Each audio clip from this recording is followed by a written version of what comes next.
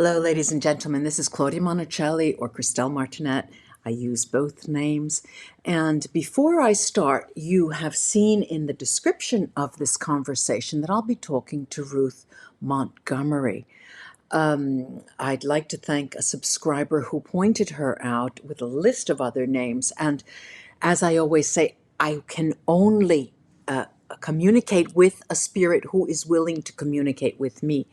And then she did come. She did come during my night. So the first thing I'm going to do is talk about her, introduce you to who she is, and then we'll start channeling whatever that may bring.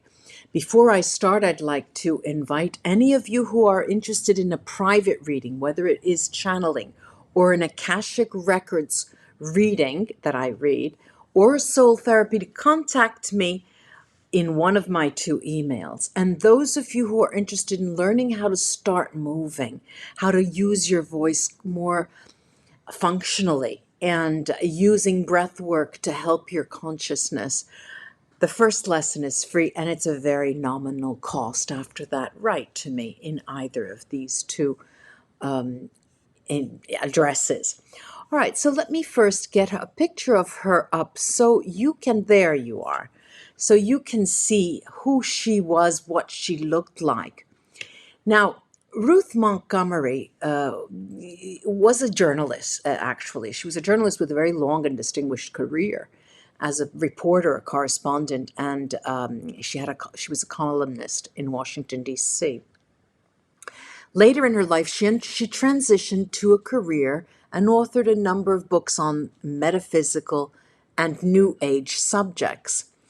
And the polar shift of the early 21st century was among many predictions made by a spirit guide group from whom she regularly translated messages. She was a biographer of paranormal medium Jeane Dixon, and many of you who were living back then may remember her, Jeane Dixon, as having read for prominent politicians. And a protégée, she was a protégée of Arthur Ford, who claimed that he, like Edgar Cayce that I had channeled already, could access the Akashic Records or the database of the universe. And I too work with soul therapy. I read the Akashic Records. Now, soon after meeting celebrity medium Arthur Ford, Montgomery began automatic writing. Now, automatic writing is with I always tell my clients a pen and paper and just start to write. You can learn about automatic writing on the internet, just go looking. But how did she do it? She's first started using a pencil, and later she wrote automatically with a typewriter, as many authors do, I myself included, with my series of paranormal work. Now, these communications became the basis, because she communicated after Arthur Ford passed away. They became the basis for a lengthy series of books that resulted in achieving sort of a celebrity status, minor celebrity status. And she became a regular on the morning talk shows. And during the 60s and the 70s, she became a household name. Montgomery, whose very interesting writings, the prolific New Age writings, earned her a loyal and enthusiastic following. She believed her mission on Earth was to educate the public regarding her views on life after death. And I hope that she will be communicating these to me today so I can reveal them to you. She also studied reincarnation and came to believe that mental and physical illnesses often have their origin in past lives. Montgomery, this is Montgomery, what she thought. She wrote of such things as birthmarks indicating the beginning of a new life, but as a mark, commented that the child's born with serious defects in a past life or illnesses, and that they had to pay their karmic debt in this current life, which I don't subscribe to, but she did. And she stated that Ernest Hemingway, the famed author, had once been a Hun warrior, and that in a previous incarnation, Jacqueline Kennedy was a famed French queen. And of course, we know that when we have these predictions, so we could say, or revelations in a past life, it's very difficult to prove. But in any case, let me go on. She was a believer in the existence of extraterrestrial contact and documented, this is quite interesting, meetings that she had with non-human aliens on a number of occasions, particularly when she resided in Mexico in the 1970s. Now, with other like-minded mystics, Montgomery founded the Association for Past Life Research and Therapy, and her many books allegedly channeled using automatic writing from her spirit guides paved the way for what's now known as the New Age movement. I'm sure you've heard of this before. Montgomery is particularly noted for documenting the walk-in theory. And what is that? That's when a person's soul can leave you, can depart an anguished body or a hurt body and be replaced with a new soul which overtakes the body. And here too, I don't subscribe to that. There is some partial truth, but not in these terms for me. And in her writings, she presented an extensive list of present day and historical individuals she said were examples of walk-ins, including several United States presidents.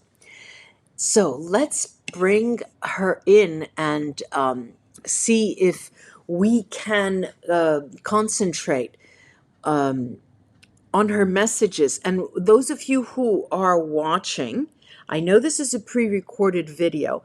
Please concentrate on what is being said and what you would like her to respond to, just as long as it's not a personal matter. And let's see if this energy, even the post-video energy, comes through now, meaning that she would know and understand what is desired of her by way of messages. Okay, so let me concentrate here. There's a perfume coming into this room, a very cinnamon-like scent, cinnamon and hazelnut, sort of fall, like the fall, as if it were in the fall. And yes, she's saying, it's me. It's me. And of course, you know it would have been me. And I'm not one to joke around, but this is the type of work you're doing, so you should know this. You are, after all, a colleague. But our roads differ in many things, as you yourself said in the introduction you gave of me, which is another story, because much of that information is not very precise, but it will serve those of you who are listening to this. I lived a quite lonely life, and yes, was drawn to the paranormal world because of my loneliness, but not completely. My loneliness made it possible for me to hone the skill of concentration. And only because of this, I was able to reach heights that I never expected.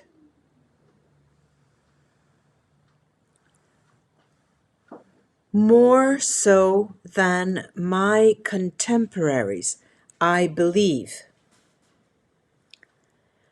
My skills as a writer helped me in writing books that were in part channeled by my guides, as you mentioned.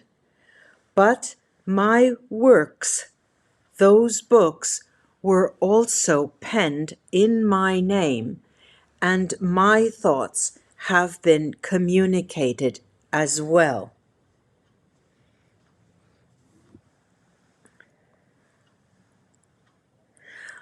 Won't you join me now only to discuss extraterrestrial beings, because differently from others who you channel, I may have been someone with quite a lot of experience.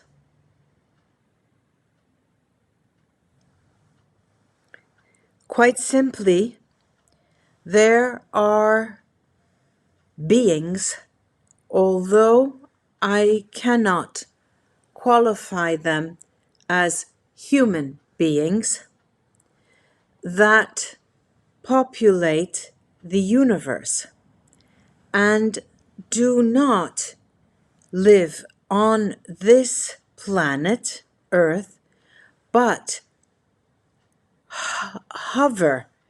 They hover over it to be able to grasp the opportunity to learn and glean information from humans. Abductions are only for this reason. Initially, these beings that you may call aliens, I like to call them by another name, extraterrestrial beings, because they are not alien in nature. They are very much part of nature in the universe. More recently, the abductions were malevolent. Like human beings, all extraterrestrial beings do not have positive intentions in mind,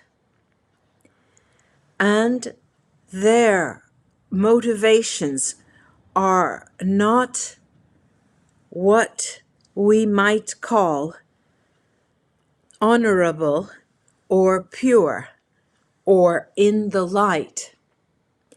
And many of the stories you have heard concerning alien abduction is precisely a recall of people's experiences during that moment. I would not say they are 100% reliable, but 90% they are indeed. Here I am saying that you should not believe everything you hear about this topic, but 9/10 at least is true.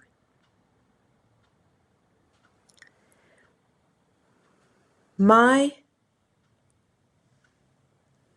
ethics and ethical behavior as a journalist and writer came into play when I started channeling books I later published, but again, that I wrote with my own hands in the end. So they are much a product of myself and my guides.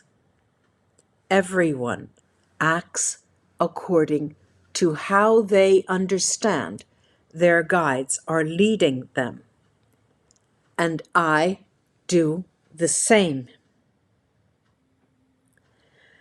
To make this conversation interesting for you and your viewers and listening, I suggest you use something you were quite well known for. I would like you to use tarot cards for the rest of our conversation because you are a diviner that people can rely on, specifically with tarot cards and oracle cards. If you are willing, please use 2 decks of tarot cards. One dark, any dark deck that you have, and another angel deck, whether an oracle card deck or a tarot angel deck.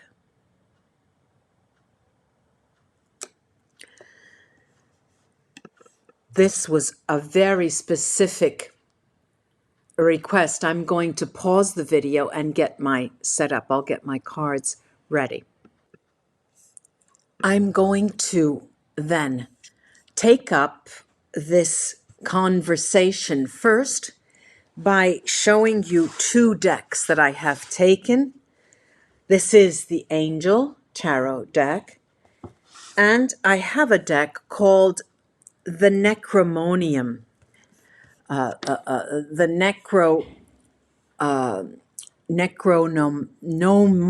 Necronomian deck.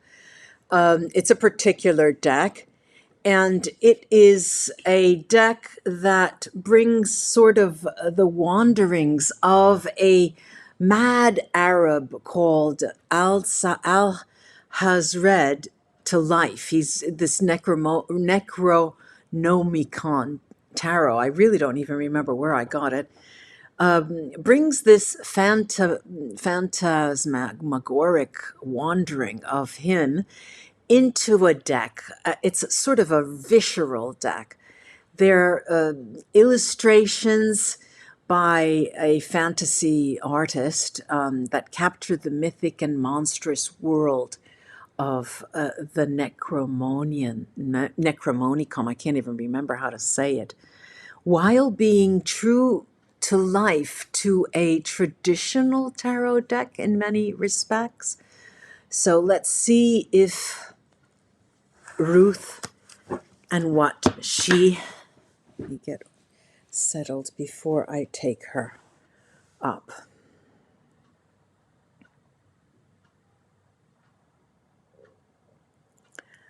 I agree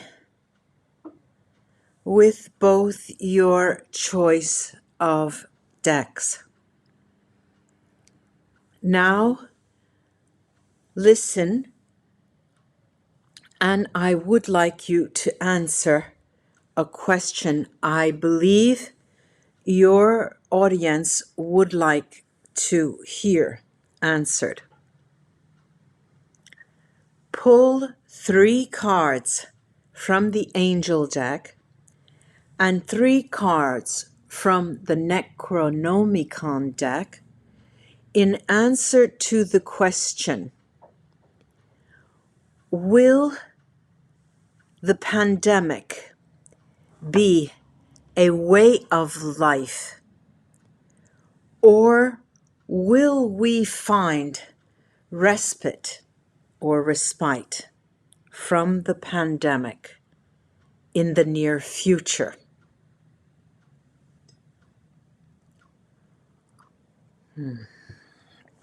Okay, just took a drink.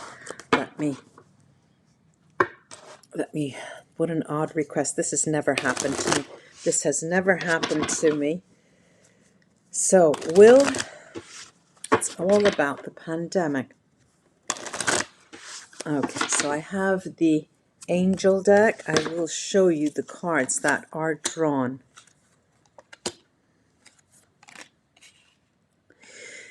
And the dark deck. I will refrain from trying to pronounce that name that I always get wrong.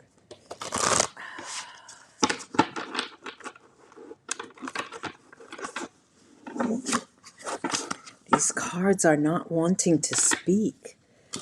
They're not cooperating, but they will. Okay. All right.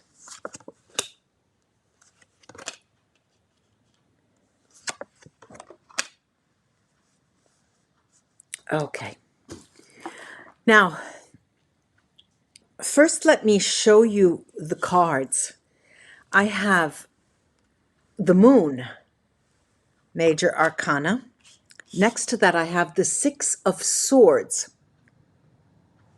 and which is always a passage, and then I have the Major Arcana, the Hermit. In that way, they were drawn. Then I have, in the dark deck, Justice.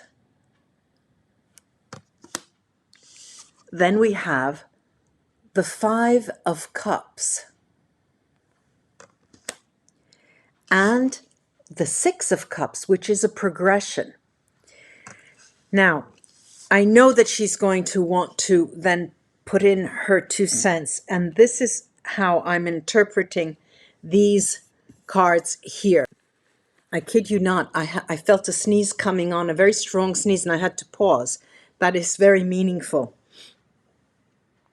All right, now, first of all, just ushered in a series of 3 or 4 sneezes, and this is quite meaningful. Now, of course, the moon is telling us that there is another side to the story, and also mirroring the Hanged Man. It also does talk about changes, not always positive changes, but meaningful changes to look out for. And the Six of Swords talks about a passage.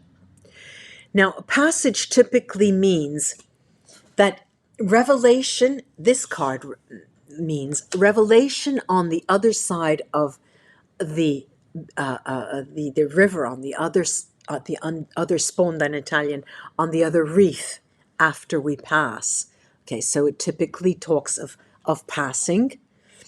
And what's interesting is I'm reading it that way because I have the Justice card. Now, Justice is also, as you can see, there are 2 holding up, the image there is holding up 2 things, and they always have that form of balance, the symbol for justice. And it is mirroring the Six of Cups, and the Six of Cups is a return, is an emotional return. And the Five of Cups is a tendency to believe there is somewhat a loss. Now, this is telling me that the pandemic is not here to stay in those precise terms. It will be just like the energy of the moon, the waxing and the waning, where the waves, there's high tide and low tide. The pandemic in the world will be waxing and waning. So there will be breaks and then raining in. And what the cards are telling me is that we as individuals, and this is going to be a bitter communication that I am reading from the cards, is that we need, no matter who near us is involved with a pandemic situation, we need to embrace the notion of change, because the pandemic is scarring our lives and our very soul. We come out as completely changed, and we need to embrace that change then to move on in our lives to the other reef. I'm going to put these cards away, pick them up, and go back to the reading conversation with her.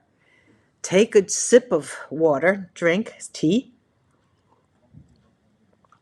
and let's get her back and here. Yes, yes, yes.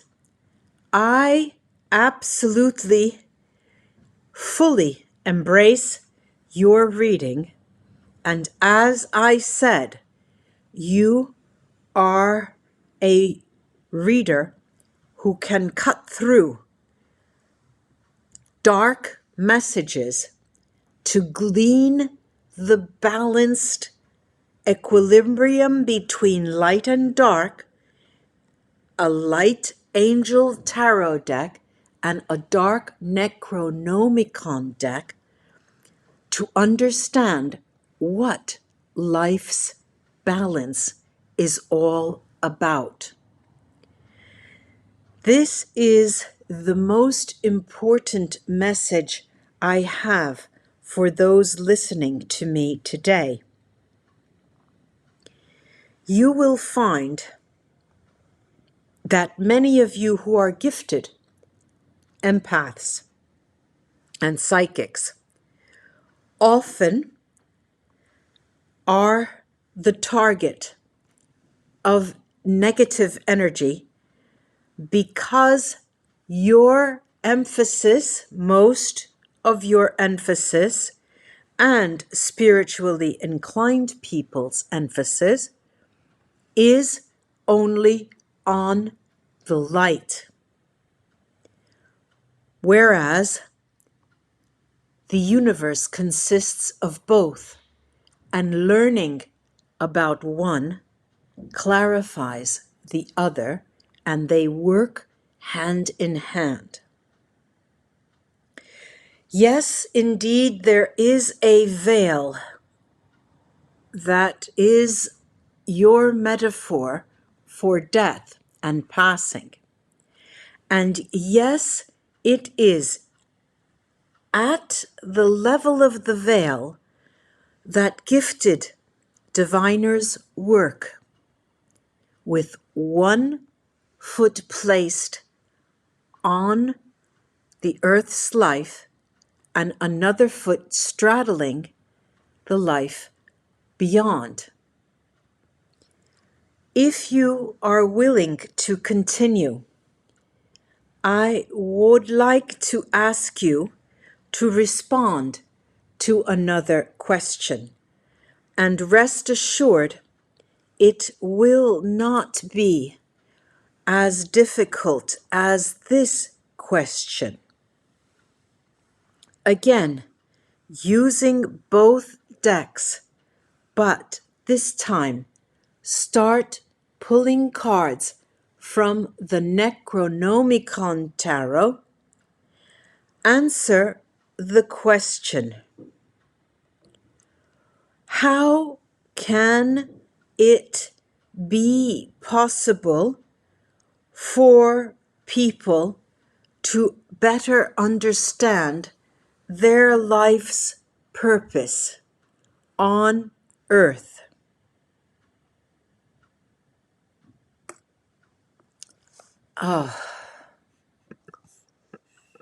Okay, let me start. She wanted me to use the dark deck first. And again, the question, I have to bear that in mind. How is the best way to understand our soul's purpose on this earth?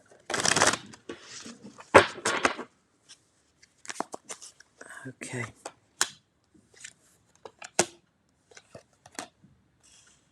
Okay.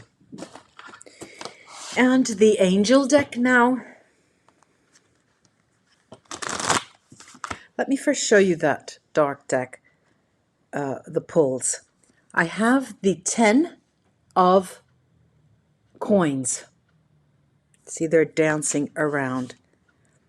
And the 8 of cups. And the mirror card to the 10 of coins is, let me get it out for you, the 8 of wands. Individually, of course, the cards have completely different meaning, and that is not the spirit of how Ruth Montgomery suggested I interpret these cards, obviously. Let me see what the Angel Tarot deck is going to proffer. We've got the 7 of coins,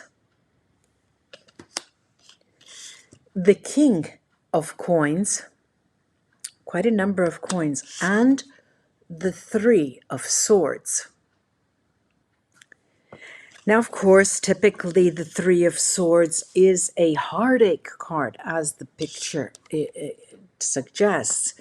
But this is an angel deck, and this heartache has to do with spirituality. And, of course, the coins here also are extremely spiritually inclined messages. How is it best? Now, the message here is that spiritually inclined individuals, those who have a strong empathic bent and intuitive nature, who work on themselves, okay, this 8 of cups, and work on and honing their skills, very rapidly, this 8 of wands, are able to glean their soul's purpose. However, those who are concentrated on material goods when they are not their language of love, and when they are not controlled by their strong spiritual sense, have a very difficult time to understand their soul's purpose. Reading across and noticing the mirroring effect is that both groups, the empaths and those who work diligently on and honing their skills and all of that, compared to others who are not spiritually inclined and do not have a propensity to understand the spiritual world, are at two opposite ends of the spectrum. Mastering your soul's messages, the communication of that inner voice, is where, these mirror each other, is where you will be guided. It is a matter of working on understanding what your soul is saying to you. Ooh, I feel tested. I feel tested here. Let me get her back and see what she thinks.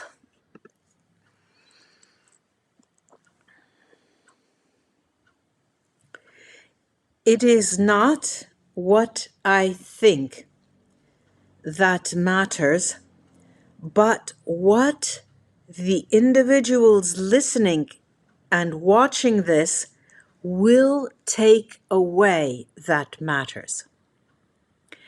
And you have done a slight disservice in creating a divide between two ends of a spectrum. And the story about your soul's purpose is not that cut and dry or black on white. Because anyone, any individual is capable of a reawakening or an awakening in their lives when certain occurrences take place. Most of you will understand what I mean by this. But you mentioned that only some can understand and others cannot. But let's say that the reading was precise indeed in terms of the way they're able to glean their soul's purpose. There is an inner voice that many believers consider it to be a voice of God, that there is a peace or presence of God in themselves. Of course, this is also somewhat of a metaphor. It is an interesting one because it teaches us that there is a divine presence within us all, whether we call it God or something else. It is indeed consciousness. Increasing your ability to improve your consciousness is the key to understanding and hearing that inner voice. Your inner voice will tell you so many things you need to learn. And then I strongly suggest all of you to try automatic writing in any shape or form. But beware that it does not come immediately, but takes time.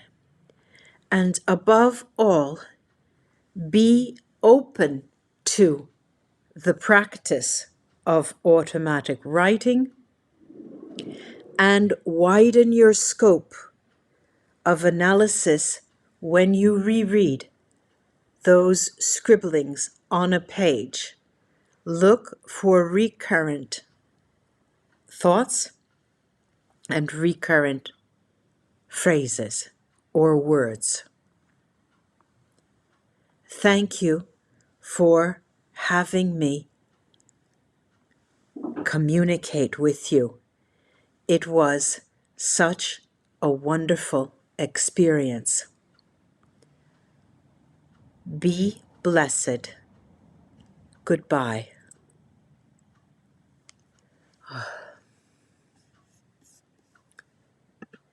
Now this, I'll end up after I hang up, after I close the video, think, what just happened here? What just happened? It gives the tarot reading skill, I guess I would call it, a whole different meaning. And but the word consciousness came up, and that brings to mind the consciousness that is awakened in the work I do with body and soul movement lessons that I highly suggest to you. It is a mind-body experience, and anyone who has, ask anyone who has tried it, they'll tell you. I would start with any of the lessons, try them and see if they work for you. But the key is to improve your level of conscious awareness and consciousness, similar to what occurs when you meditate. It is another form of meditation. One client, one participant, a student, I call them, said it is like meditating. Ladies and gentlemen, it was my pleasure to offer you this conversation with the lovely, lovely Ruth Montgomery. What a woman and what a soul. Namaste, ladies and gentlemen. Until we read together again. Bye-bye.